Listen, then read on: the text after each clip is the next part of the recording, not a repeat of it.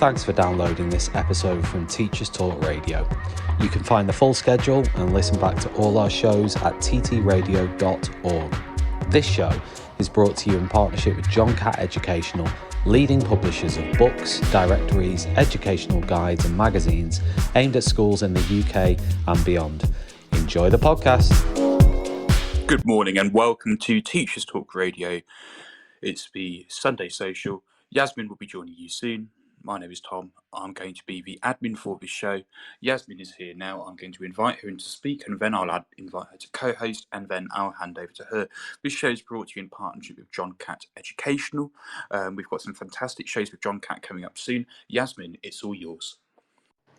Thank you very much, Tom. Thank you very much for passing over to me. So, morning, everyone. Today's show is all about unions and teacher strikes.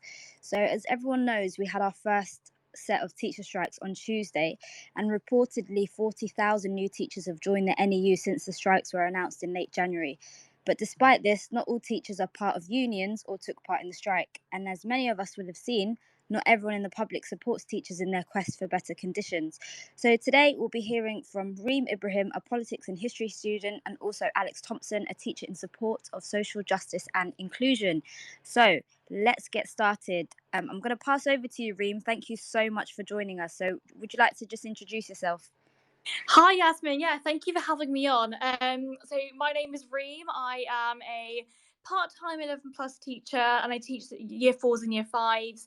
I'm also a political commentator and also a student, so lots of things. Yeah, that's really cool. Thank you so much, Reem. So I know that you will have been watching the news on the teacher strikes this week. So I thought maybe a good place to start would be to ask you, what is your opinion on them?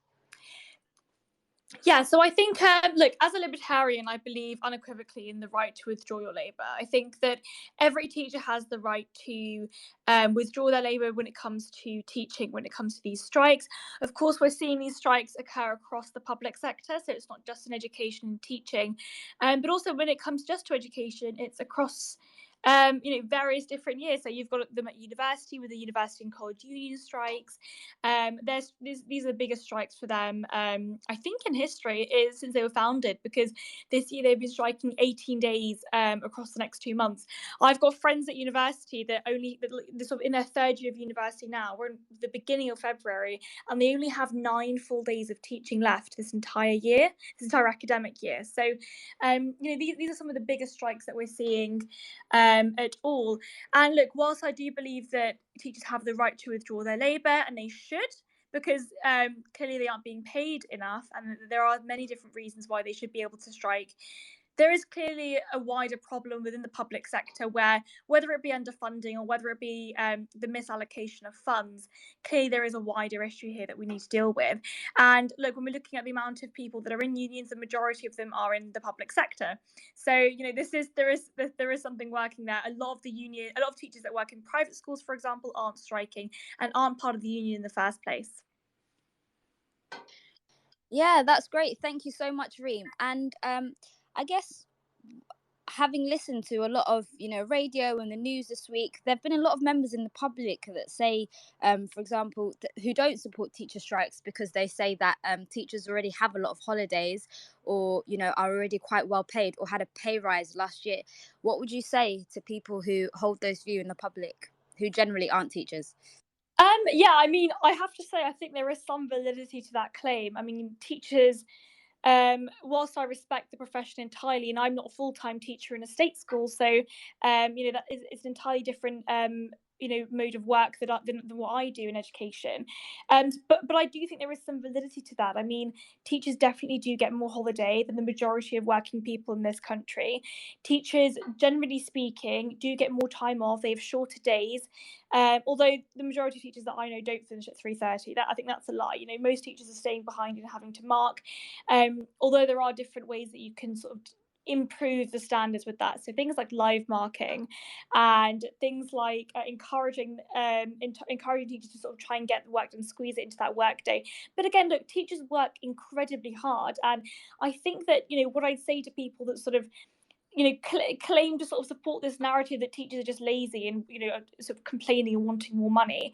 Actually, the teaching profession is, in my view, one of the most important jobs in the entire public sector. Teachers teach every other job and every person that will do every other job. So we should be valuing our teachers. And when we're looking across the world where they have better paid teachers that are required to have master's degrees in their subjects, I'm thinking about the Scandinavian countries, we're thinking about Norway, Sweden, Denmark.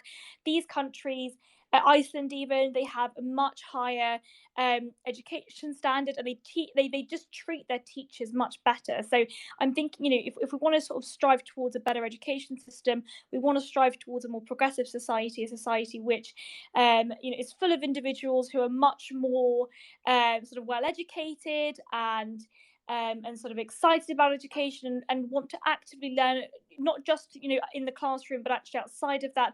If we want that kind of world and we want to live in that kind of society, we have to pay our teachers more and treat them better. Thank you, Reem. So I know that we're really short on time. So for everyone listening, Reem is at work, I believe, this morning. So we don't have her for very long. So I plan to throw a lot of questions at her. And then if there's anyone in the audience who wants to come up to speak, I know we've got Alex, thankfully, as a speaker as well today. You're more than welcome to, but I'm just going to be throwing questions at you, Reem. I hope that's okay. So I guess my next question for you is, what do you think then of teacher unions? What do I think of teacher unions? That's interesting. Look, I think that a lot of unions can be quite militant. Teacher unions, I would say less so. Across the public sector, we see a lot more of that. But look, there is no doubt that there is an ideology that is prevalent within unions across the board, across the public sector, and a lot of teaching unions, both. So think about the university and college union; they are particularly militant. They are particularly sort of. I don't want to throw around the word socialist, but a lot of them are. I've had the University and College Union personally attack me for my criticisms of their tactics.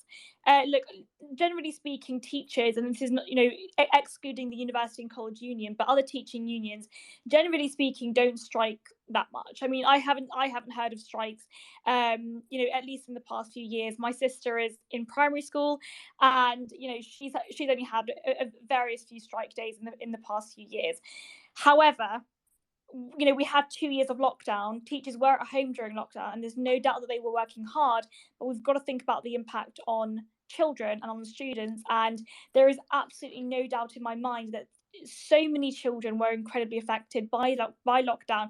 My own sister, for example, taking 2 years out of education is incredibly difficult, and no child learnt the same way or at the same quality that they would have done had they been in that classroom. And that's partly the government to blame, but also I think this is a general it's sort of an indictment on our public sector industry, where we're throwing a lot of money at institutions that don't work, and the money isn't being seen by the teachers. So there's no doubt in my mind that the unions are they're I think they're doing the right thing in terms of representing workers' interests and representing the teachers, but actually I think the way that the negotiations are working are just not helpful, and they're damaging to children. So I know we haven't got very long left with you. So I could see that there is a comment shared via a tweet, and somebody has said, everyone should join a union. Collective bargaining and action is absolutely the only way that workers can hold those with responsibility to account. Whatever you do, join a union. What would you say in response to that? I think, look, there is a sort of a joke around this, sort of people that argue about solidarity, and they think that solidarity within workers' unions is the best way forward for them. Look, I am a libertarian, so I sort of do differ with a lot of my fellow conservatives on my views on unions. I don't think that we should just outright ban unions, or I don't think that unions are inherently bad. The problem is that they conspire with government in order to get those special privileges.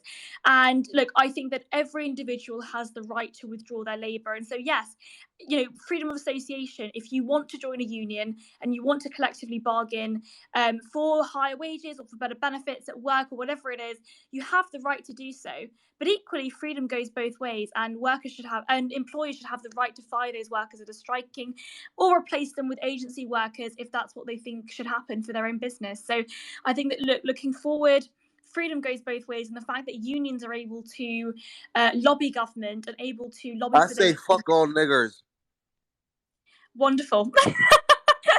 Well, see, these are the kinds of people that we sort of get get included in these discussions, and people tend to be quite militant about it. But anyway, moving on, I think that freedom goes both ways, and that you have to be able to negotiate freely, and freedom of association is important, and I believe that as a libertarian. But I also believe that, you know, I think that the methods that militants, that unions are using at the moment are quite militant. And, you know, strikes are supposed to be a last resort. Strikes are supposed to be the nuclear action. And the fact that we're seeing so many across the public sector, every single week there is a strike that's occurring. I mean, I think that really just shows how much of a failure this government really is when it comes to public sector unions. Yeah, thank you so much, Reem. Sorry about that. Also, I have no idea who that was. That's Really all right. sorry. Keeps it entertaining. Oh gosh, so sorry. But also there were a lot of people that whose argument about teacher strikes was that it has a massive impact on children. And I know that you've just touched on the impact that COVID had on children, for example, and you've mentioned your sister who's a primary school teacher. What would your response be? Like, do you agree with people that say that strikes shouldn't go ahead because of the impact on students?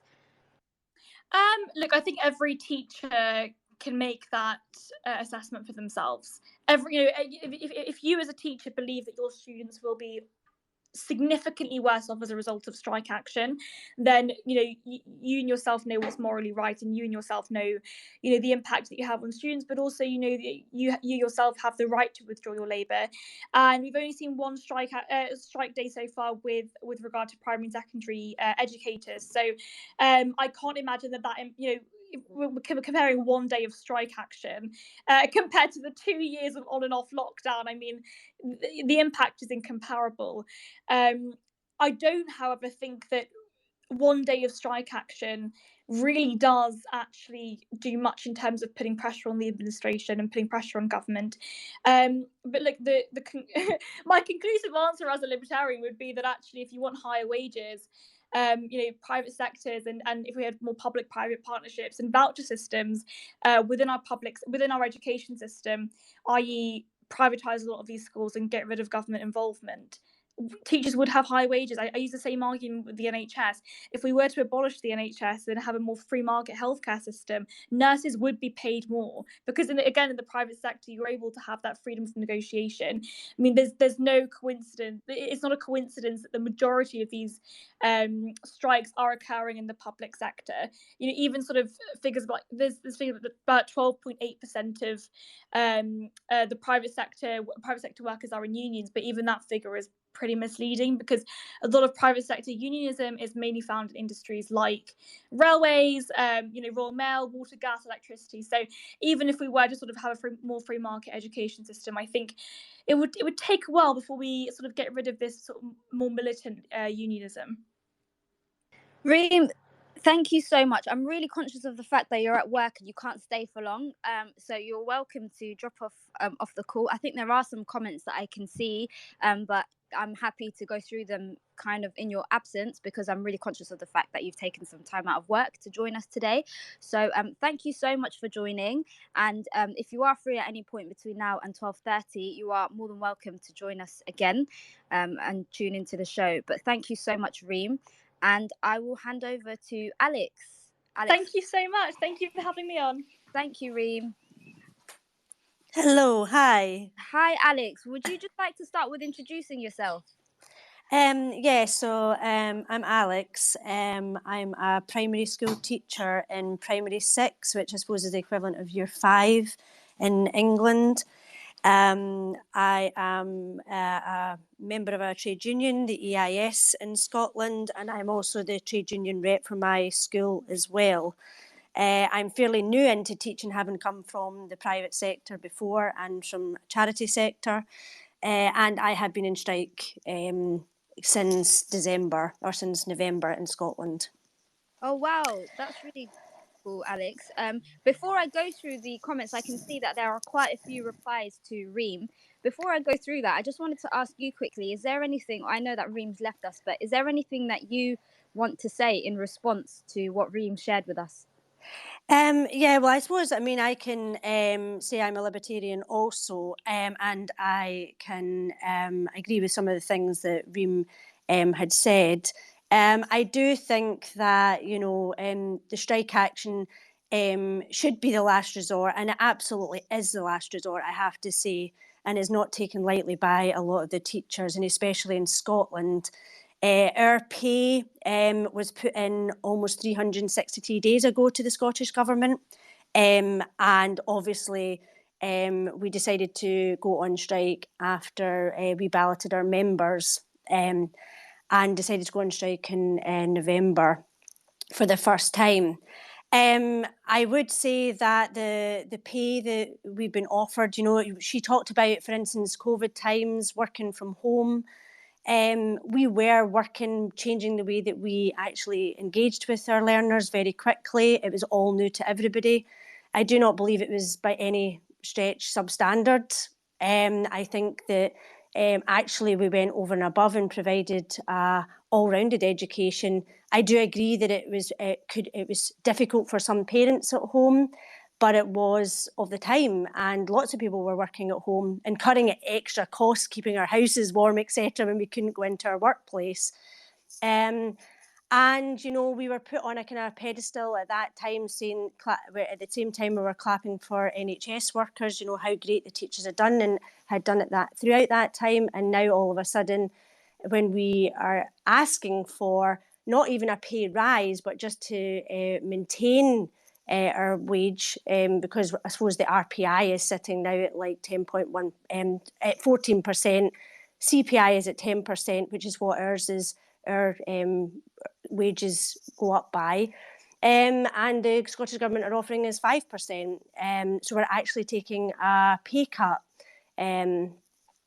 So, I do agree with lots of things that Reem said. The fact that she agrees with trade unions, absolutely, I agree with trade unions. I wouldn't be part of one if I didn't. And I do believe in the right to strike and withdraw our labour. Thank you, Alex. So I'm just going through the questions, and I think I'll start with Tom HB's question. So he's asked, should individuals be able to negotiate their own individual pay rises outside of union collective bargaining? So also, to anyone in the audience, you're more than welcome to come up and to request to speak. I'm happy to hear everyone's opinions, or if there's anyone that wants to answer any of the questions that we share in the space, then you're also more than welcome to do that. So do you want to take that on, Alex? I think that's having worked in the private sector, that's the way that I would have negotiated previously, that you put in you work and you think you're entitled to a greater pay rise, you can go to your manager at that time and potentially negotiate an increase in pay. And in the private sector, that happens all the time, and often that was the way that I did things back then. Collective bargaining is really, really important in the unions, and it's the way that we have managed to get most of the things that we now take for granted is through collective bargaining, actually. Our right to maternity pay, our right to a 5-day week, having Christmas Day off and special holidays off. These were all things that were done through collective bargaining through the unions. I'm not sure, had we went on an individual basis and asked for a 5-day week, that would have actually come about all those years ago. I think we do take for granted all these things that the unions have provided for us, are really fantastic terms and conditions. In the public sector, we have 25% more holidays than the private sector, things that we got through collective bargaining and through the unions. And also all the things that, for instance, we maybe don't think about directly, that, for instance, our health and safety is far better because of the unions, and in the public sector, less accidents at work. So I do think that, going to get an additional money and do it on a one-to-one basis, as a teacher, if you wanted to try and give that a go, I suppose you could. But I don't really think that that's going to be, but your head teacher is going to be that accommodating with that one. So collective bargaining definitely is the way to go for me. Great. I can definitely see why you feel like that. So I'm just going through more of the comments. So we've got Mr. Mattock, who said, at home, I guess this is a response to Reem, but he said, at home during lockdown, speak for yourself. I was in school most days, and what is more damaging to children is the day-to-day running of the Conservatives than a few days working from home. for pupils. Teachers would have higher wages if we had free market health, but would then spend all that extra money on the insurance to pay for it. The fact that we are seeing so many of the public sector shows the failure of the government generally, not their failure to deal with the unions. I could also see there was another comment by Brent Poland that said schools were open. We kept them open as much as we could. We worked harder during COVID. We volunteered. We helped families. The catch-up funding not being given by government is a disgrace. That narrative we sat out COVID is infuriating. And, you know, I really do want to touch on that, because why is it such a widespread view that during COVID, teachers were kind of sat at home on full pay, having an easy ride? Like myself and many teachers that I know that worked during COVID, I mean, I didn't have to go to school in the sense that I'm clinically extremely vulnerable. So in that first wave, when very little was known about COVID, I was one of those teachers when we were in the first lockdown who was working from home. But every other time I remember I was in school. And actually, I remember COVID as the most difficult period in my teaching career. And I know that a lot of teachers feel the same. So I just thought to ask you, Alex, and also if there's anyone in the audience that wants to come up. Brent, I can see that you're in the chat as well. And Mr. Mattock, I wanted to ask Alex, why is it such a widespread view that teachers during COVID were just kind of sitting it out at home on full pay? I think that's a perception that was given partly by the media also, that we were sitting at home on full pay. I know for myself, I was at home teaching, and although I didn't have the longer commute to go to work and back, I'd spent probably far longer hours preparing lessons and trying to learn a new way of teaching online, making sure that I was engaging with the pupils as much as I could. Health and wellbeing was absolutely top of the priority list at that time, making sure we checked in with the vulnerable children who perhaps we needed to make sure we're safe at home and so forth. We were running hubs in Scotland. There was lots of people in school, making sure that vulnerable families had access to a safe place to go at all times throughout COVID.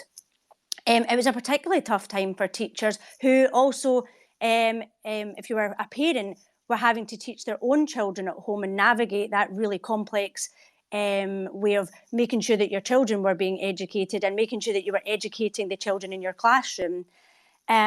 I think that, this perception that people were staying at home and drinking cups of tea and eating biscuits, that just was not the case. I come from a teaching couple.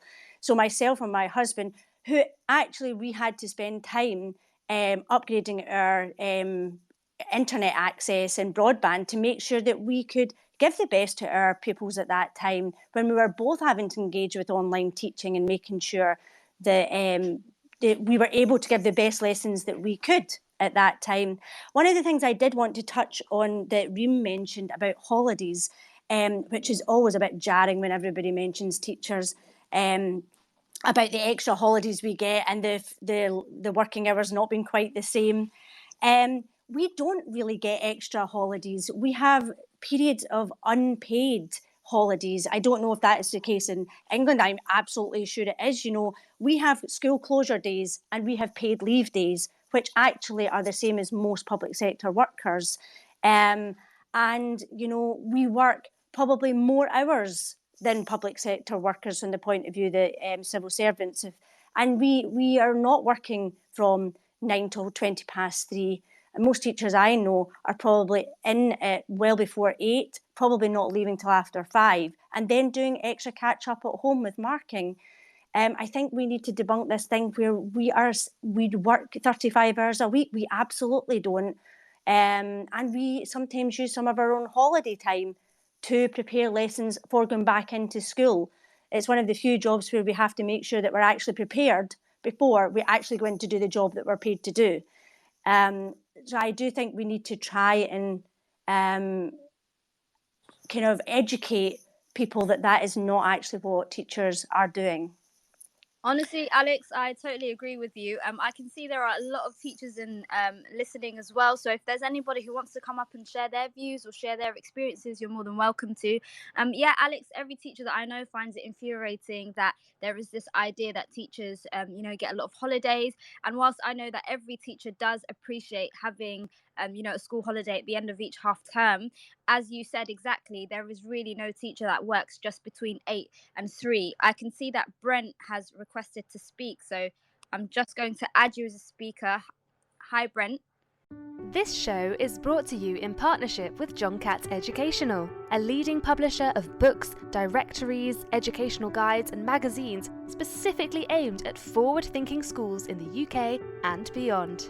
Have you checked out their latest releases? Don't miss out! Visit johncattbookshop.com to explore their full range of titles and advance your own professional development today. Happy reading! Hi, Brent. Is there anything you wanted to Yeah, share? hi Yasmin, great show as always. Just very briefly, I don't want to take up too much of time. We do need to fight that narrative that we have a cushy public sector number, and it seems to come out a lot, doesn't it? We have the teacher bingo, 13 weeks holidays, the big fat pension, it's an easy job, and quite simply the statistics don't prove that. It was interesting seeing that the government's attack on Wednesday was we are the best paid teachers in OECD, and all of a sudden they found these figures that they use to sort of justify and say that what are you whinging and complaining about? And there does seem to be that narrative of, oh, these whinging, teachers don't know the real world, never lived in the real world. You've got a cushy number.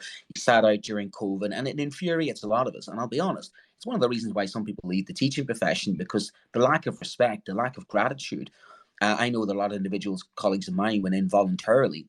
They jumped in straight away, regardless of the health risks, and they went straight in during COVID. We helped families, we supported families, we delivered the laptops when they finally came. We delivered food parcels. We some of my colleagues out of their own pocket were actually supporting some families and doing a lot of almost like another social service. We're wraparound care really for many in our communities. So it's quite galling when you hear that kind of narrative being spun, and even by some teachers themselves who might have the worst. Don't get me wrong. There's always some individuals who obviously took the opportunity, but the bulk of the teaching staff I know in the community I live actually chipped in and did a great job. And the second thing is the pensions thing. We don't get to 67 to get the pension. I made that point the other day on national radio when we were like, we've got this gilded pension. And I'm like, yeah, we get this gilded pension if you finally make it to 67. But who makes it to 67, 68 years old these days? Who's going to last that long in teaching? We don't get that pension, even though it's there, if we somehow, survive this profession all the way through. And that's the thing about it, is that we need to push back on these narratives and say that the teaching of 2023 is not what some people grew up with, and not the number it is these days. It's a really tough job, and obviously the recruitment retention figures prove that. Honestly, thank you so much, Brent. And that is something I do want to touch on.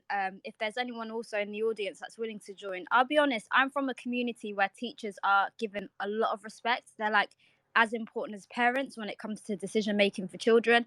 Like when I was at school, if a teacher called home, even if I did something as trivial as forget to bring white socks to PE, my mum would act as though I'd like murdered my teacher. Like it didn't matter what my teacher said. If a teacher called home for me, the bottom line for my mum would always be, but why are you the reason why a teacher has had to take time out of their day to tell me that you haven't done what you were supposed to?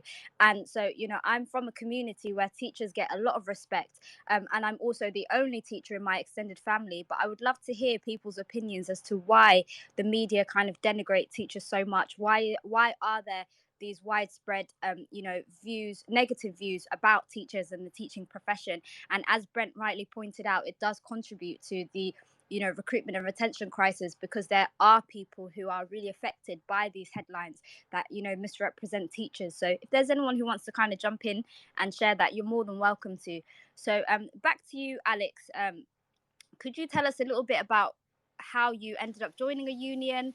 I know a lot of teachers, for example, that aren't members of unions at all, and it's simply because they never came across, for example, the NEU or NASWIT or any of the bigger unions. For example, if I just use myself as an example, I actually only joined a union because they had a stall outside of a lecture theatre that I was going into at the IOE, and that's how I ended up joining the NEU. So, Alex, how did you get into? Have you always been a member of a union, and why did you become a union rep? No, I haven't always been a member of a union, and when I worked in the private sector, I wasn't a member of a union, and to great regret, I have to say, and probably made things quite difficult when I came out of certain jobs. And at that time, I did think, why am I not a member of a union? My dad was an engineer, and typically engineers at that time didn't tend to be members of unions, so I didn't come from a union family. And I'm the first teacher in my family, so it wasn't like that we talked about unions. And at that time, I suppose there were unions in my dad's engineering. The company he worked for tend to be shop floor workers, as they would have called them back then. But when I went into teaching, it was a bit like yourself, Yasmin. There was a stall outside at that time. We were allowed to be a member of as many unions as you could as a student. So I was a member of the EIS and the NASUWT. And to be honest, I did it partly for safety, I think. I think if you're working in any kind of a place where you're working with vulnerable children or adults, you want to be a member of a union.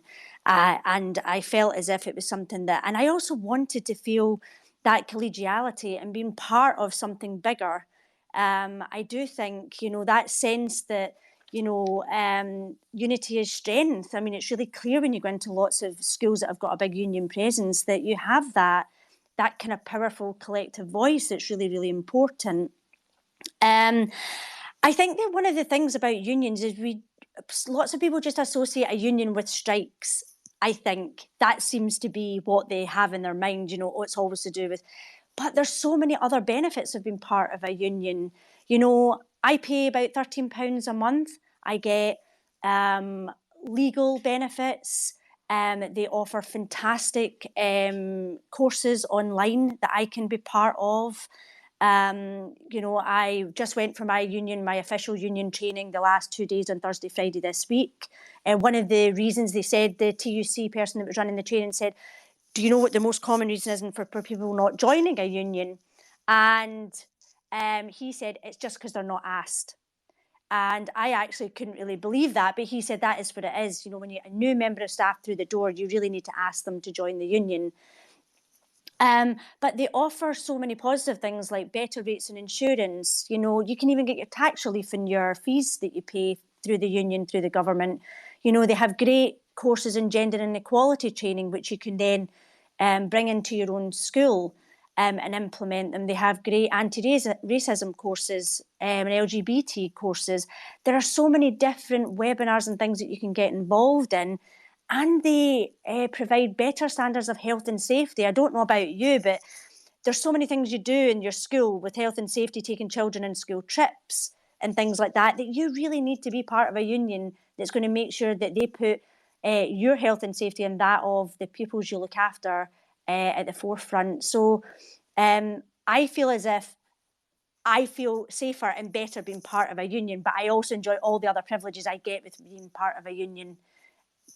Thank you, Alex. So if this resonates with anyone, make sure you come up and let us know. So I can see that Mark has replied saying, certainly should be in a union if a teacher in this country. There are dozens of scenarios where one day you need legal representation. That being said, be wary of your membership being manipulated for political purposes. Now, I completely agree with what Mark has shared. Thank you, Mark, for sharing that. If I just quickly share a story, I have mentioned this here and there on radio.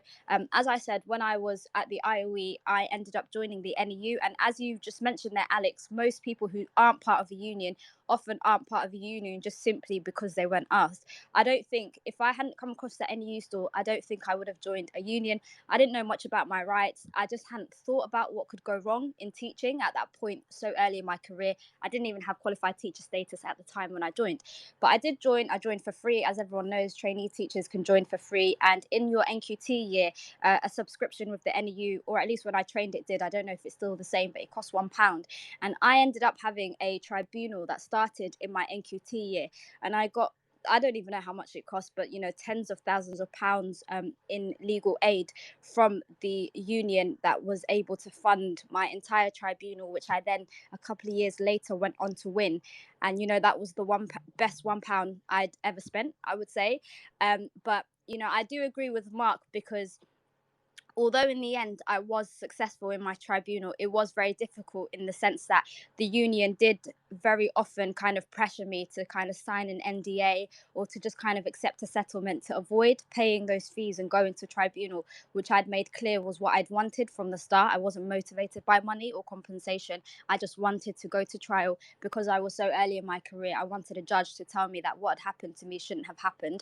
FYI, if anyone doesn't know what I'm talking about, it was a disability discrimination case because I've got a medical condition, and I just wanted a judge because I was so young and early in my career. I wanted a judge to tell me that this shouldn't have happened because I felt like I needed that for my own well-being and confidence as somebody with a disability and also somebody who wanted to stay in teaching.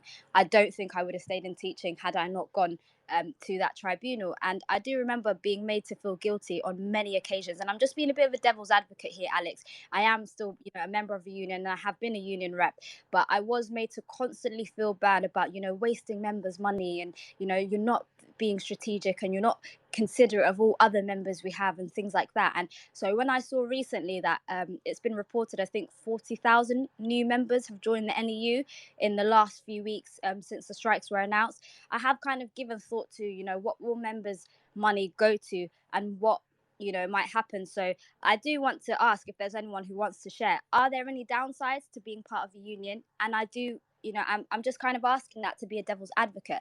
I am a member of a union and I intend to stay as one. And I also would like to ask if anyone's willing to kind of answer, why is it that so many teachers kind of have to live in fear of, legal repercussions? I know a lot of teachers who say that they're a part of the union just for, quote unquote protection, to kind of quote a lot of the teachers that I speak to. A lot of people are scared that there might be a people who might make an allegation about them somewhere down the line. If there was a behavior issue in their lesson that, or if a parent had complained, for example, or if a school started kind of an investigation into a teacher. And so a lot of, I believe, teachers are members of unions out of fear of that. And personally, I think it's really sad that a lot of teachers have to be scared of things like that when they come into school every day, trying their best. So if there's anybody who wants to kind of take any of that on or to share any stories, you're more than welcome to. I can see that someone called Dr. Martin has come up to speak. Can you hear me? Okay, I might come back. I might come back to you, but yeah, you're welcome to come off mute. Sorry, there we go. Sorry. Oh, yeah. So go ahead. I think, like you, I also had not quite to that degree, but I was accused in my probation year of something inappropriate with a child, where I'd grabbed hold of his backpack strap in order to stop him from cracking his head against a coat hook, which he was threatening to do, or I thought he was about to do. And I pulled him forward by his backpack strap, and he and his mother then accused me of acting inappropriately with him. It was only because I took a union rep with me when in a meeting with the child and the parent with the head teacher, that I felt I had any protection at all. And I think, that could have escalated. It didn't, because the parent realized that actually the child was going off the rails a bit, and it wasn't, I was actually doing something to protect him. But I think without a union, that kind of protection is really difficult. How would I have known what to argue without a union rep being present? I think the wider issue, though, is that we are a society. We live in community with one another. We interact together. And despite the best efforts of Margaret Thatcher to argue that there is no such thing as a society, we are. We live together, we work together, we interact with each other, and expressing that form of solidarity. Unions are simply an expression of solidarity in action. That's all they are. Nothing more, but certainly nothing less than that. And I think if we lose that, we are losing something really important also that we should be educating our pupils about: how you live together, how you work together, how you interact with each other, and how you act as responsible citizens. One of the mantras of Scottish education, 4 key points, one of them is that we should be educating children to become responsible citizens. Part of that is by encouraging them to live together, work together, and interact with each other in a constructive and positive way. And unions, to my mind, are simply ways of expressing that in structured form. Thank you so much, Dr. Martins. And, I completely agree with you. And I'm sorry to hear about, that incident that you've had in the past. And I can see that Tom Rogers has said, absolutely terrible, these stories of false accusations against teachers. Lives can be ruined. Union membership, absolutely crucial in these situations. And I have to say, I really agree with that. Dr. Martin, I can hear that you've had a similar experience in the sense that you've had to rely on a union to help support you in a very difficult experience in teaching. And I would say that I'm the same. And because of my tribunal, I did actually decide to go on to be a union rep and have played that role for teachers. And I know I have first-hand experience having been a rep. I know how much it means to other teachers to have somebody there to kind of support you, be a critical friend and advocate for you. I guess the next question I have, is there ever a time when being a member of a union or union membership in a school can kind of have negative effects? Has anyone ever experienced a time when you might not necessarily agree with the views of the overwhelming majority? So if I use an example, I think a good example I could think of is like academization in a school. Has it ever been the case where you've kind of had a view to support the school in a process, but as a member of a union have been, pressurized to agree with what the union thinks is the best take and, kind of completely neglect your own opinion? I know that that's an experience that a lot of teachers have had also. If there's anybody that wants to take that on. Alex, maybe we should come back to you. Do you think there's ever a time where individuals aren't allowed to kind of have their own views and it's more of a collective one that's pushed forward in an individual school?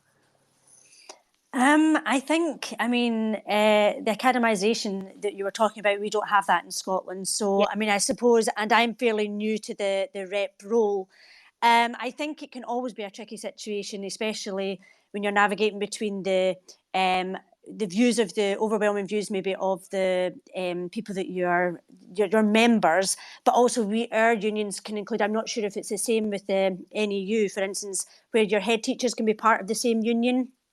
I don't know if that is the case. So quite often, my head teacher is part of the same union, so quite often is involved in all the meetings.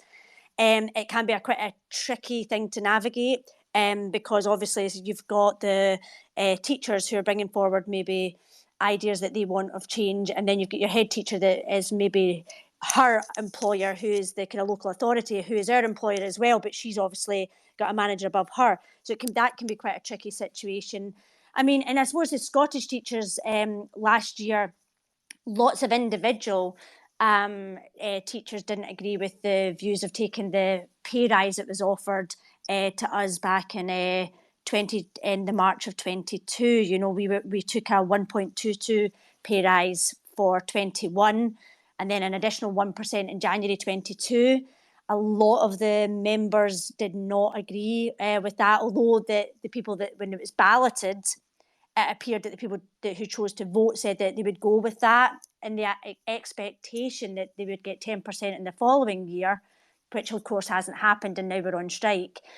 So I suppose there was quite a big disagreement because the way the SNCT works in Scotland, the kind of negotiating committees, we have member representation from EIS, which is the biggest union in Scotland, plus the NAS UWT, plus SST, which is the teaching union for secondary teachers. Right. And the EIS voted for taking this pay rise, but the other smaller unions voted against it. So that can cause quite a lot of difficulties, like in that particular situation. But I haven't had a direct thing within schools where the members have wanted one thing to happen and the unions are pushing for something else at the moment. Because at the moment, everyone's in the forefront of everybody's mind is the strike for pay. But motions happen all the time, like for I don't know, workload and so forth. Yeah, thank you, Alex. That's another thing that I just kind of wanted to touch on. So I've actually changed schools this year.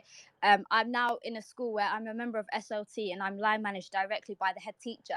And I've essentially come to learn that the teacher pay rise that we had in England last year has had to come out of existing school budgets. I don't think I knew that last year.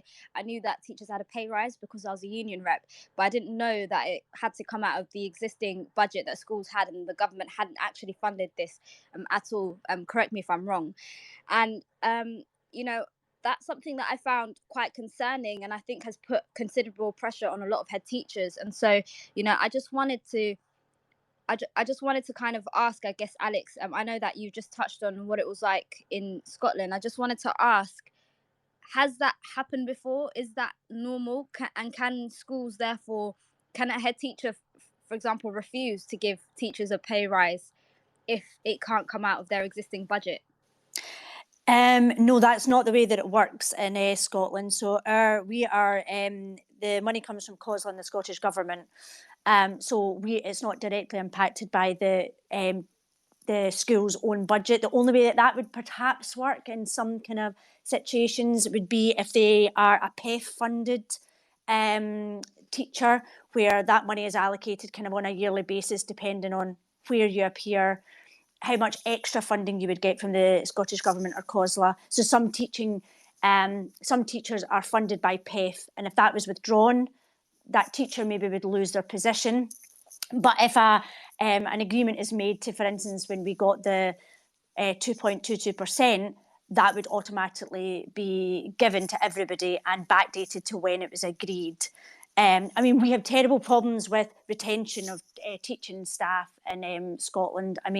Lots of people on temporary contracts. I'm not sure if it's the same in England. In Scotland, we have a phenomenal number of teachers who are trained but then don't end up with posts. And because of the Tory government and the way that they have this kind of, you don't really have any rights up until 2 years as any employee. Quite often what they'll do is shorten your contract and put you in like a kind of 2 week where you're not in the school, and then restart your contract, so your terms and conditions have to start again.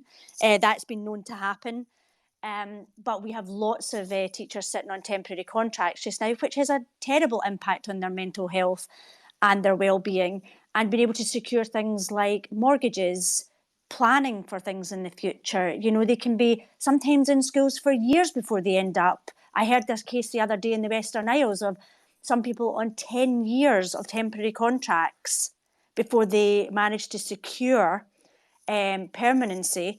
And that was actually done purely by a collective grievance by all the people who are members of the EIS union, taking it to COSLA and taking it to the local authority, and managed to secure all those people getting permanent jobs.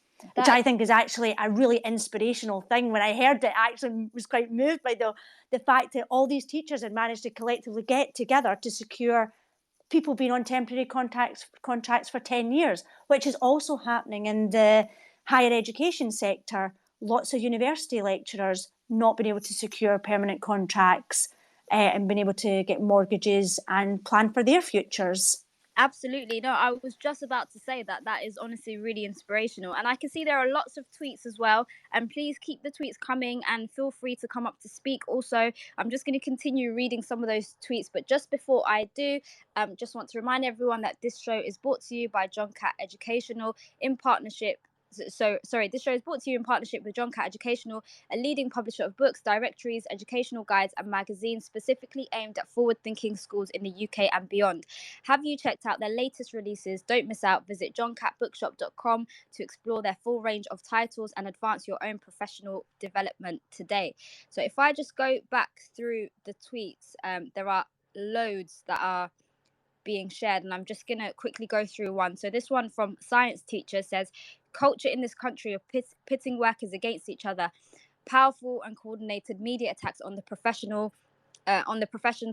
rhetoric such as so-and-so job get paid 25k, so we are better off and should therefore be grateful. No real sense of the country wanting better for everyone.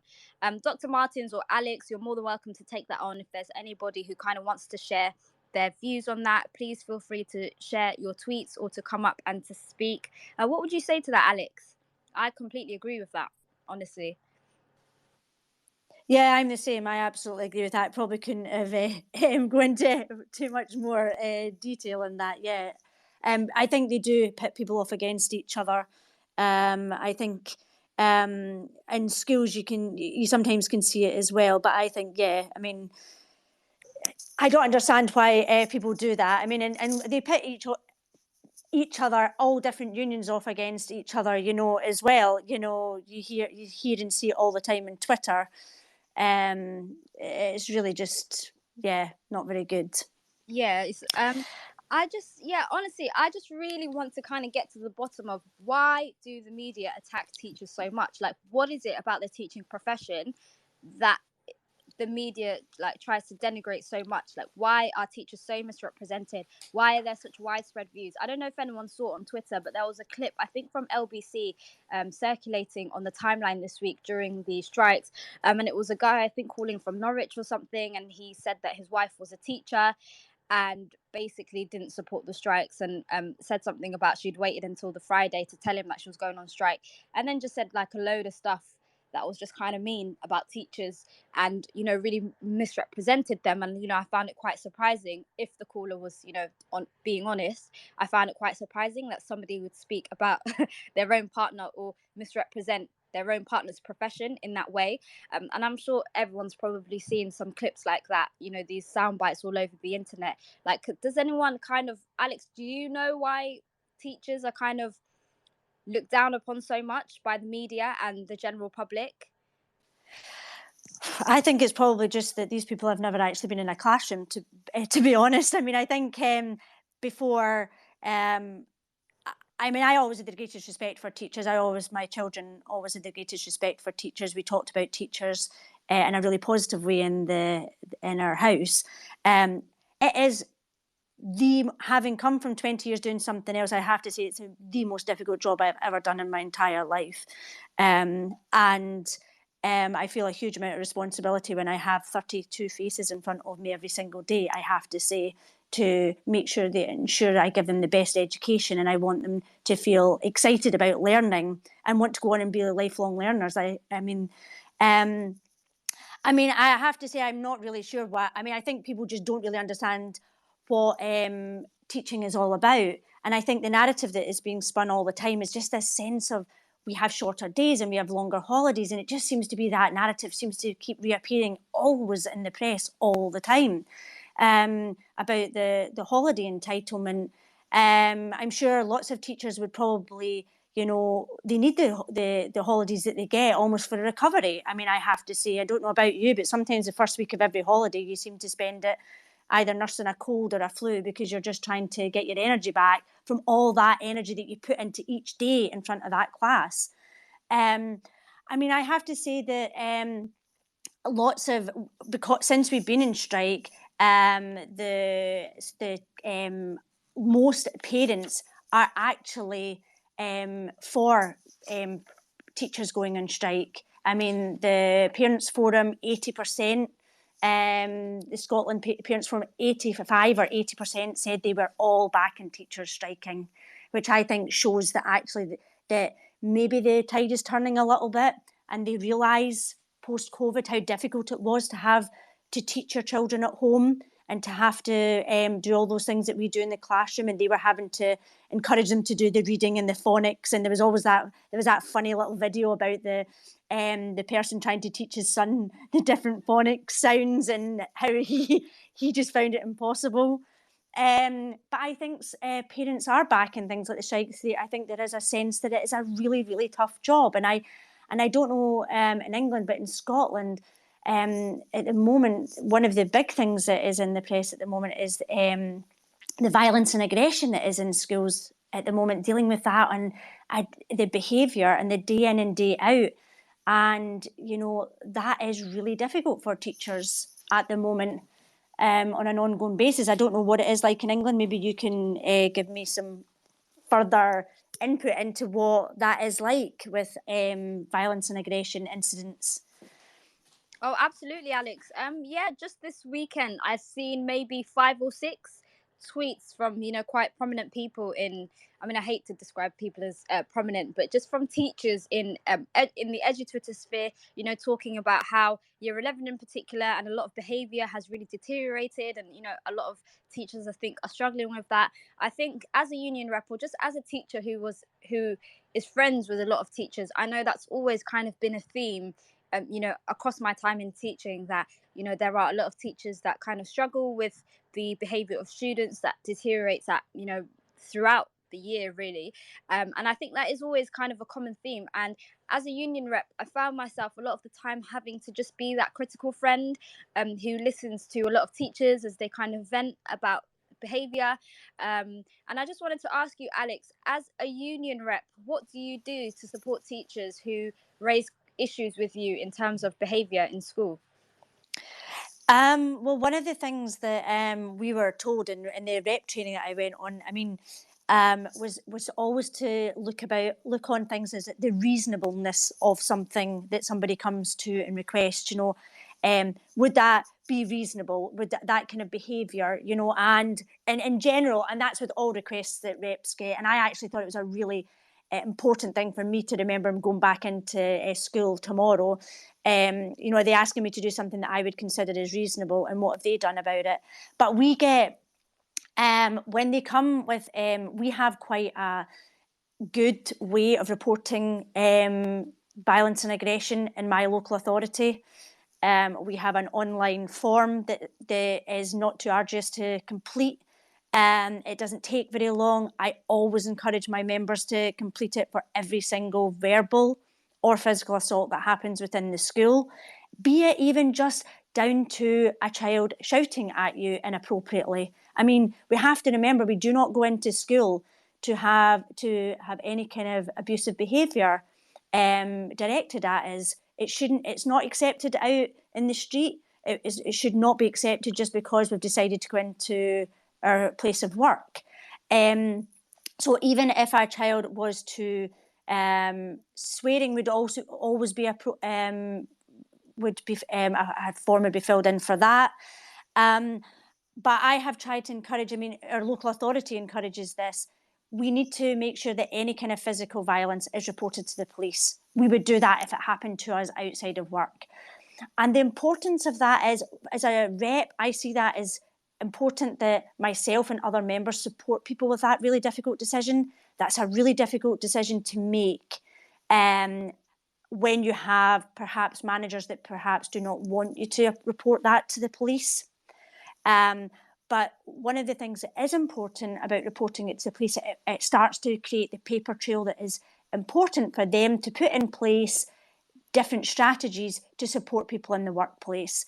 Once you have reported it to the police and filled out the appropriate paperwork, and do it every single day religiously, I think we have to remember each incident has to be reported. Then it allows the local authority to look at specific children or the needs of that child and see where they can reflect where they're going wrong, to see whether there needs to be further SEND or ASN provision put in that school. Maybe there needs to be a better ratio of adults to children for certain people in the school. But that can only happen if members or colleagues are being systematic about filling out the paperwork. So I have maybe went round and put tiles, we call them tiles, on our Glow accounts on people's computers to make that process a little bit easier and less arduous for them. And I think we have to remember we have a responsibility to not only that child that's being aggressive, but to all those other children in the classroom. That's what GIRFEC is, getting it right for every child. We cannot get it right for every child if we are not going to take responsibility of reporting when there's difficulties in the classroom, like aggression and violence. Yeah, no, honestly, Alex, I completely hear what you're saying, but it's just made me think a little bit about, could there be further repercussions for teachers who kind of go down that route? Like, for example, I work in a PRU now, so that's a school in East London for children that are excluded, permanently excluded in that borough. And we have a huge issue with things like vapes and you know, anytime that I see one, we have a zero tolerance to vapes. Anytime that I see one, you know, it's a battle. You need to give that to me, and often, you know, it can result in that child's parent being called in for a meeting. There are, you know, various different sanctions that are implemented off the back of that vape, and it's always a kind of thing of where, you know, it makes my relationship with children deteriorate. You know, they'll call you something like a snitch, and I always say, yes, I am a snitch. You know, it's my job to report you, and it's your job to follow the school behavior policy, and anytime you don't do that, I will address it. And, you know, over time those relationships do get built back up, and then, you know, it happens again and it deteriorates, and then I have to put a lot of effort into, you know, rebuilding it again. And it's just, you know, this constant cycle. But, you know, the bottom line for me is I will never ignore or kind of make concessions or allowances for, you know, the behavior policy in the school to be breached. I don't think it's good for me. I don't think it's good for the children or even the school overall. But, you know, Alex, hearing you say that, it just makes me think, if a teacher was to report a student's behavior to the police, could that cause further abuse from that pupil or from other pupils, especially if they still remain in the school? Or could it even cause any kind of issues with the leadership in that school because they're not happy with the fact that this was reported to the police, for example? What would you kind of say to that? Yeah, I think it is. I mean, I do think it is a real tricky line to navigate, I have to say. I think that's where the power of the union is really important. And as supportive colleagues, we need to empower our colleagues to do these things. It cannot become personal. It shouldn't be personal to the senior leadership team when somebody threatens you in the classroom or physically attacks you, that they see it as a personal thing if you report it to the police. I'm never quite sure why they do see it as personal. And obviously, in the short term, there can have an impact on the relationship with that child. But it's important that we set these kind of boundaries. These boundaries are there. I mean, as parents, we set boundaries for children because we know it's for the good of them and their well-being and for their safety. We must set these boundaries and encourage our colleagues to set boundaries as well in the classroom. And I do think lots of young people do crave boundaries. It's not that we are putting these boundaries in place and we are not considering that any kind of ACEs or things that come with our health and well-being of that child. These are just things that we're doing to keep them safe and to keep the other children safe. You know, if we let one thing slip, we all know our children, the children individually in the classroom. We all know there are allowances we make for individual children. That is how we get it right for every child. We know that one child might do one thing and that would be different for another child to do that. But there are clear things that I think we have to follow through with. And I think aggression and violence should never be condoned in any way, shape or form, I have to say. Thank you. Yeah, sorry, carry on. Didn't mean to cut you off. No. It was just more I was going to say. We also have to remember as teachers, we come from backgrounds where there may be triggers in our own lives. Absolutely. And these sometimes get overshadowed by being in school. So if you had experienced domestic violence, somebody being violent to you in the classroom would clearly be a trigger for you. And I think it's important that we have to remember that as colleagues and as SLT, that we need to support teachers when we go into the classroom. Absolutely, Alex. I totally agree with you on that. And, you know, I'm really passionate about teacher well-being. I think that it's not something that's ever addressed enough in schools. I know that there are loads of schools that have loads of wonderful initiatives for teacher well-being. But unfortunately, I do feel like a lot of them are quite short-lived. And, you know, again, due to, you know, pressures in funding and things like that, not a lot can be done.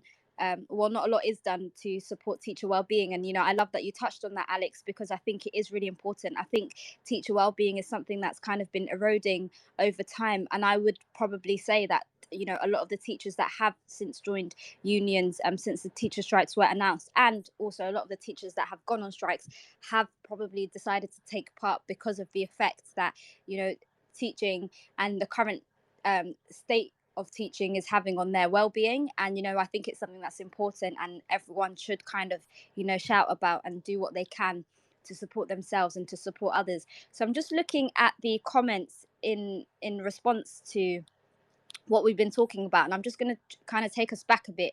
So someone called Mr. Kelly has said it's not uncommon for trusts to use temp contracts as a scare tactic into toxic conformity. I love that phrase, toxic conformity. I think that is an experience I've had in the past in a school, in my first school. And another thing I just kind of wanted to touch on is the side of unions that a lot of staff don't mention, which is that there are actually some trusts or schools where union membership is kind of looked down upon.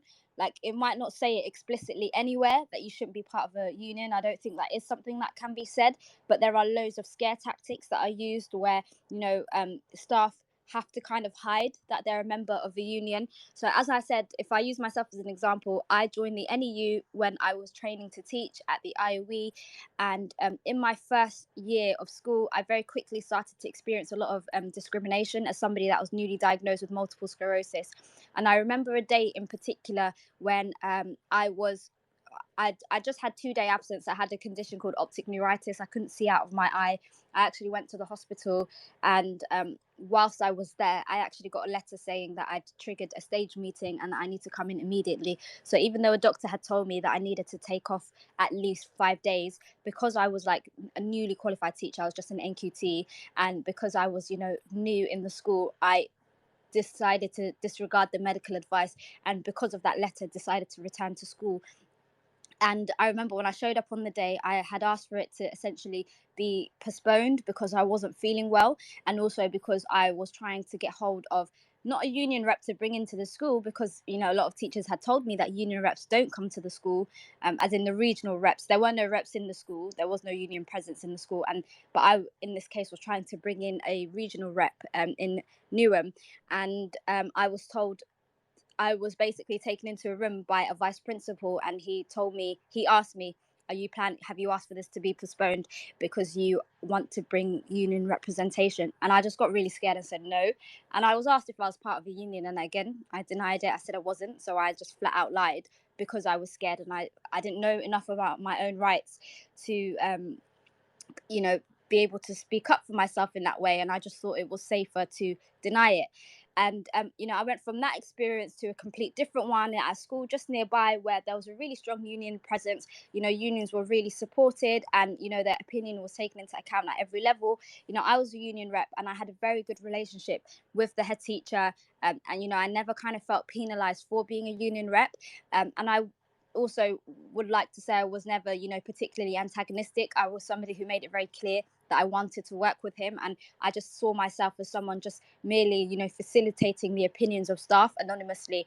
And that's kind of what I saw my role as. So I have had completely different ends of the spectrum in terms of my experience as someone in a union. And I just kind of wanted to ask you, Alex and Dr. Martins, and also just saw in the comments that you two are married. I did not realize. But I just wanted to ask either of you, do you know of teachers that are in schools? Do you know anything about schools where, union membership and presence is, really looked down upon? In Scotland in general, my sense is it's not looked down upon. But I have heard a couple of stories where, the union rep is away out at training, and the head teacher has then come in and kind of chastised everybody in the staff room for talking about strike action and making people feel uncomfortable. So I suppose it depends on the head teacher. You can get various levels of kind of low-level intimidation, I suppose, would be the way. And not all head teachers see union reps as being a positive thing in the school. I think it is a way to deflect anything basically brewing or building up, actually. I see that as my job. I see it as, a way to be reasonable, to actually make the school better. That is the whole point of the union rep. I don't want to be antagonistic in any way. I want the school to be better. I want people to have a good work-life balance. And I think that that's what my job is. And if I was a head teacher, I think I would be kind of have open arms and say, like, yeah, I want to make my school as good as it can be with healthy colleagues who feel as if this is a fantastic place to work. So totally, Alex. No, I completely hear you on that one. And I can see Paul has also sent a comment that I completely agree with. He said, "You never know when you'll need help from a union. Never presume your school will do everything in your best interest when you need them. Unions will have your best interests as their main objective." And, that's something that I totally agree with. I think it's really important. And now more than ever for anyone, as you touched on, quite rightly, Alex, at the start, you said a lot of the people that aren't members of unions just aren't simply because they weren't asked. And I think now is the best time ever for all teachers to kind of be encouraged to join whichever union they are interested in joining, and to do it because you never know when you'll need their help. And as a lot of people in the comments have quite rightly pointed out, there is strength in numbers, and there is strength in being represented by a rep, essentially, and a union that will always kind of have your best interest as their main objective. I totally agree with that. Reem has said that she will see if she can come back and join us. It would be really interesting for anyone that's been here since the start. It would be really interesting to kind of throw some of these questions that people have had at her. So the next question I had for you now, Alex, kind of to just touch on what Paul said, is what would you say now to a teacher that isn't a member of a union? What advice would you give them? I think if somebody came if somebody in my school that wasn't a member of a union, I think you're always wanting to kind of ask why. What has made them not make that decision? Because sometimes they are just frightened. I think there are people, like you were talking about, the fear that they think they have a kind of troublemaker label on their head, that is, if they're a member of a union, that can be sometimes implied. And I think I would always I think it's important to talk about the other benefits of being part of a union. Okay, there is the collective bargaining, for bigger things and so forth, and the collective voice and the unity and strength. And these are all things they probably already know, but tell them about all the other positive things that unions offer to them, not just in not just having somebody in your corner and at the greatest time of need, when if something horrific had happened and an accusation is made or whatever in school, but all the things that you get from them on a day-to-day basis. Just checking that your working time agreement, which is what we have in Scotland, is okay for that extra 1 hour meeting you were asked to do, that eats into your own time. Or just about all the fantastic courses that they offer and things that actually help your professional development. These are things that we as teachers, we are lifelong learners and we always want to be learning all the time. So the union offers all of these things to you for a tiny amount of money. I mean, you wouldn't be able to pay for these probably on a teacher's salary the rest of the year. So take full advantage of them. No, totally, Alex. And, I guess my next question for you then are unions kind of missing a trick then? Because, it did really strike me when I saw that 40,000 new people have joined the NEU since, the strikes were announced. I mean, I remember first seeing the NASWIT one and being a little bit worried if maybe the NEU also wouldn't reach the threshold in the ballot, because I mean, anyone who's a member of the NEU will know they were acting like, I don't know, maybe like debt collectors. I got so many calls. I've had an issue I've got a communal post box, and I've had some issues completely unrelated to me with my post. And on top of that, there were the Royal Mail strikes, which obviously I support. But I was having issues where I wasn't receiving all of my posts. They were sometimes going to the wrong address, just kind of in the same area. And the NEU, they were calling me, emailing me, texting me. I was getting cold calls on private numbers. Like, it was kind of scary, but obviously for the greater good, in the sense that they wanted me to send off my ballot. So when the NEU one came out and, they did have, they had reached the threshold, I was, of course, happy to see that, and also not surprised because, they'd been like hounding my phone for quite a while. And I'm sure they probably did that to a lot of other as well. But are they missing a trick? Because why then don't unions do more in outside of this, period of time to kind of get more people to sign up? Like, what could unions be doing differently? Do you reckon they might sometimes be kind of overburdening their reps in individual schools when they rely on them to recruit new staff? Because I don't think I really do ever see any kind of campaigns in the public. And I know that unions have a lot of money, like the NEU, for example, which I'm a member of. I don't really see many campaigns to recruit staff that aren't part of unions. So do you reckon they might be missing a trick? I think they probably are. I mean, I came from a marketing background for quite a number of years, and sometimes I look at some of the, in the quieter times, they don't seem to generate that same level of interest. I do think they need to do that on an ongoing basis. They need to remind people that, strike is the kind of last resort. Just now that it's all we're hearing about in the press, the strikes all the time. And it's important that people know about all the other good things that they do the rest of the time. The other bargaining they're doing to try and make sure that we have better working conditions and so forth. For instance, like the story I told you about the securing the permanency for people that had been working for 10 years in temporary contracts. That is a massive win for a union. That's the type of story that we need to get out there on an ongoing basis all the time. These are the really positive things that are out with strike action, and tell them about all the extra things that they're doing. Ensure you can get, for instance, I had a situation in my school where my car was hit in the car park. And it wasn't a major thing, but I only then realised that my union, because it happened, it was a work-related accident while I was at a place of work, my union paid to get my car fixed for free.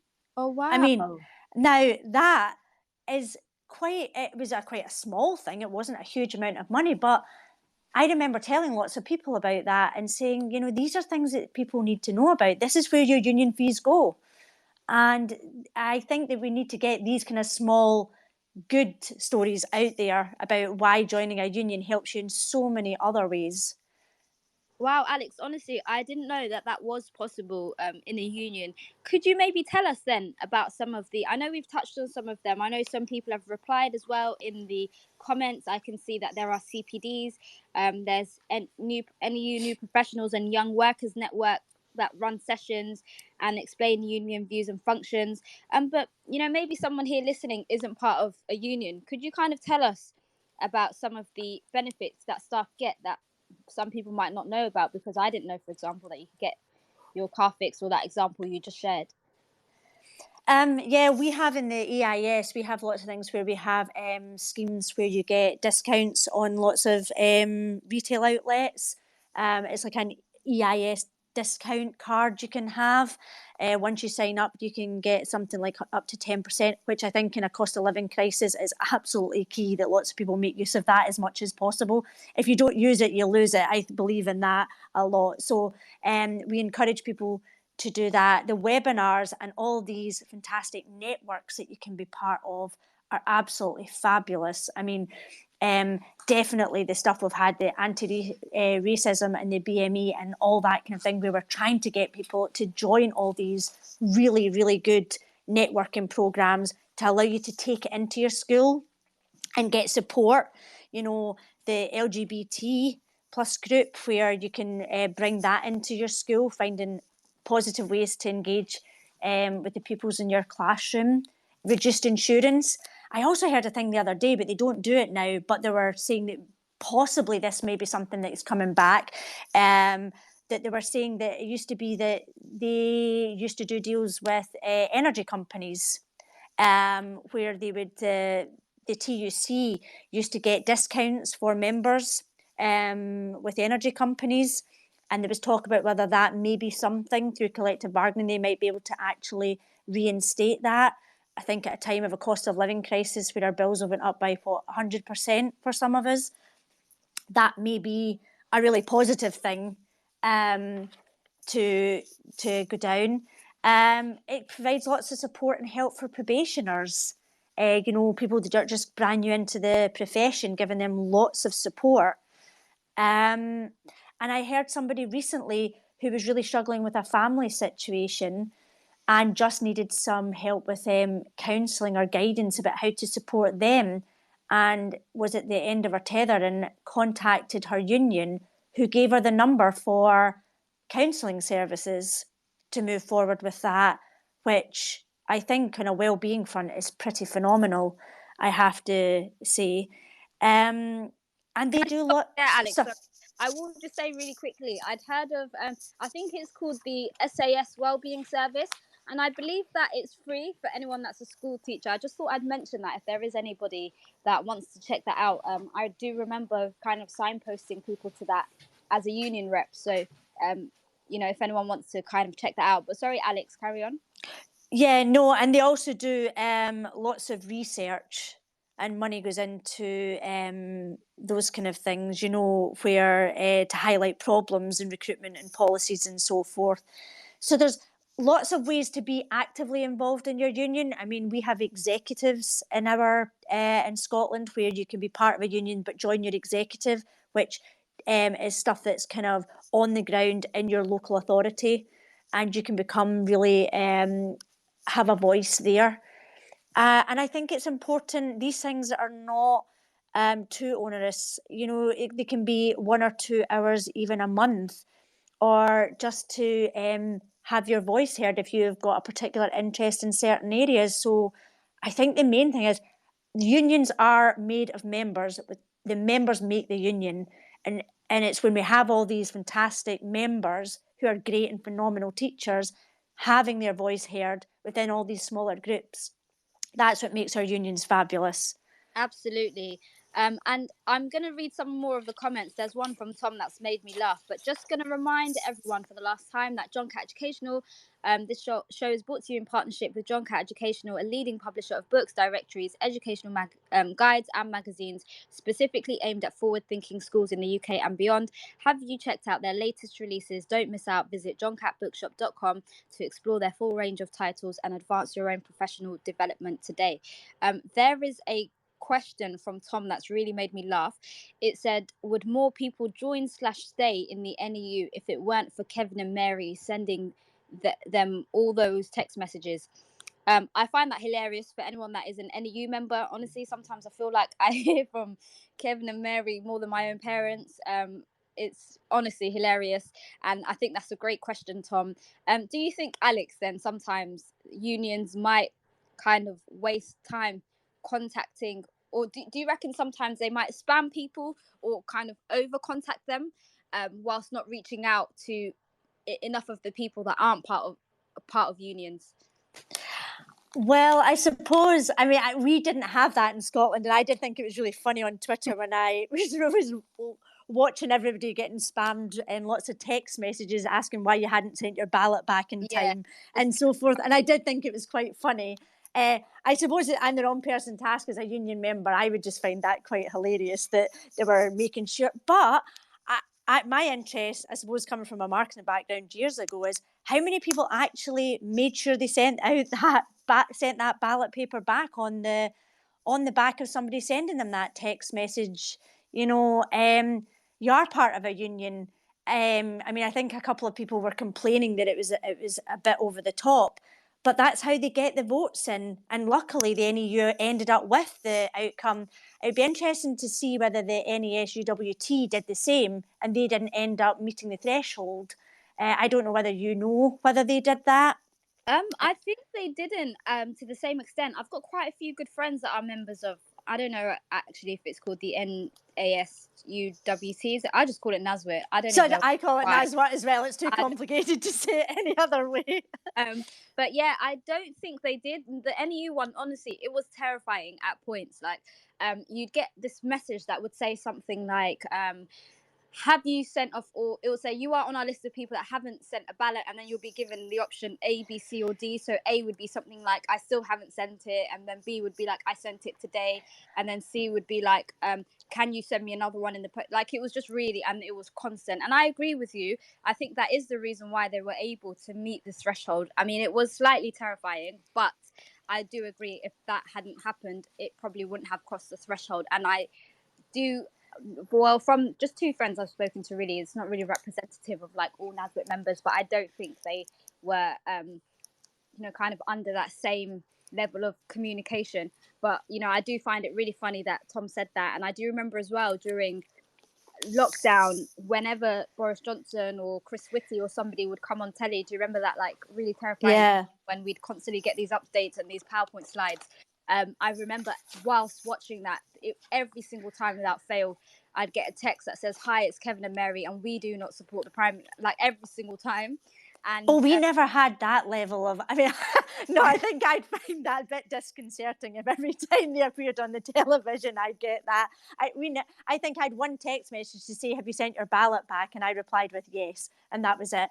They never hounded me again. I don't think I'd be happy if my fees were going into that level of engagement with me, I have to say. But I do know that, and I don't know whether, I'm presuming it is the same, that if your union did not meet the threshold, that you can swap. And I think it's important to get that message out there to lots of people in Scotland. If one of your unions didn't meet the threshold, but you want to strike, you can resign from that union and the next day join the next one and be on the picket line with everybody else. And I think that is really important. I'm presuming that NASWAC probably lost quite a few members because of that, swapping to a different union just to ensure that some people who wouldn't want to cross the picket line could join their colleagues there. I'm presuming lots of people did do that in England, I would have thought. Oh, definitely. Yeah, just from speaking to people, I mean, I always get messages about these things, and I mean, most of my friends also are teachers, and so, you know, it's something we always kind of discuss. And I do remember a couple of years ago, there were a few people that were, you know, a little bit sneering and like, you know, I've switched to NASWIT, you know, I've left the NEU. And by the way, I would never, you know, kind of criticize any teacher for whichever union they choose to join or leave. But, you know, all those same people I do know have now also switched back to the NEU. And, you know, I just remember feeling a sense of kind of gratitude and happiness on behalf of teachers. You know, I'm happy that last week kind of felt like a win for teachers in the sense that I was happy to see that so many new people have joined the NEU. I was happy to know that so many teachers were able to strike. I was also really happy to know that a lot of teachers were supported by their head teachers or their schools in general if they wanted to strike. And I do really hope, you know, that something comes off it. I think that teachers deserve to have, you know, to be supported in their well-being, to be supported in resources. I think it's better for everyone, you know, staff, students, parents, every single stakeholder in a school would benefit from teachers having better conditions. And, you know, it's something that I massively support for that reason. And I will just throw in there as well that even though I'm a member of SLT, I haven't joined, is it called the NEHT or something? I've stayed a member of the NEU, and I did choose to go on strike as well on last week. And, you know, it's something that I support, and I'm sure that loads and loads of teachers do. And honestly, Alex, I've really appreciated having you contribute. I also want to thank everyone in the audience who has shared and sent comments, and for everyone who stayed to listen. I can just see that somebody has requested. I feel a bit nervous now after what happened right at the start, but I'm just going to add you as a speaker. Is it Clinton? Thanks for joining us. We are going to be ending really soon, so if there was something, it's gone. Okay, never mind. Yeah, I do want to thank everyone who's taken, you know, an hour and a half out of their Sunday to come and listen to this. Alex and Dr. Martin as well. You know, I really appreciate you guys taking your time. Oh, we've got a request from Bar. Let me just add Bar as a speaker. Hello, Bar. Can you hear me?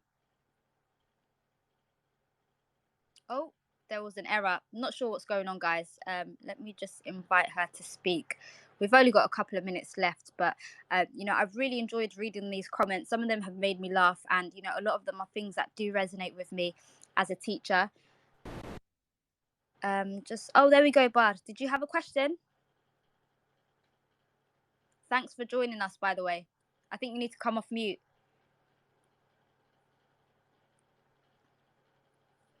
Oh, I am on mute. I was on mute. Okay, sorry. Hey, Bar. Yeah, thank you. No problem. I was saying excellent show. Sorry. Sunday's like tidy up, clean up days, so everything's going. I was gonna say, I agree with, I guess, pretty much everything Alice said. It was really, really informative show. So thank you for putting that on. Lots of really good questions and things quite answered and unpacked, which is great for people to hear. I wanted to add one thing earlier on, but again, everything was going on around me, so I couldn't do that. In regards to pay, when we were talking about the the union having that collective bargaining power, it's true, and the strength in numbers, and I agree with all of that. In regards to working conditions and pay, that is brilliant. I did wanted to add that there is a space for people to individually always negotiate their pay. For someone who education is their second career, I felt that skill that I picked up in the private industry worked for me when I was coming into the education industry to negotiate my pay. And I still just wanted to remind people about the gender pay gap and the pay disparities and inequalities. And it's really, really important for people to know, especially when we as educators go above and beyond all the time. Our actual job description is good for people to be able to have that power and know their worth and be able to negotiate in regards to what's going on with them individually. I just wanted to add that. But honestly, thank you so much. I think that's something that's very easily forgotten, and a lot of teachers, aren't often told that. That's a really, really useful reminder. Thank you so much. And I did actually go to an NEU campaign recently in a primary school next door to the Peru that I work at in East London, where there was that kind of campaign for female staff to get equal pay. And I just kind of couldn't believe it. I feel like things like that, a lot of teachers, or a lot of people, not teachers per se, but a lot of the public aren't really aware of that. And thank you, Bad. Thank you so much as well to Alex and Dr. Martins again, and thank you so much to everyone that's taken an hour and a half out of their Sunday to tune in. I've really enjoyed reading all of your comments. Please feel free to tune in again 2 weeks from now, same time, in 2 Sundays time. And thank you so much to everybody that's contributed, and to everybody that's listened, and everyone that sent a comment. And I hope you enjoy the rest of your weekend. Bye, everyone. Thank you very much. It was great being here. Thanks so much, Yasmin. Thank you. Alex, thank you. Bye-bye. Bye. You've been listening to Teachers Talk Radio. Tune in live and listen back at ttradio.org. We look forward to hearing from you next time on Teachers Talk Radio.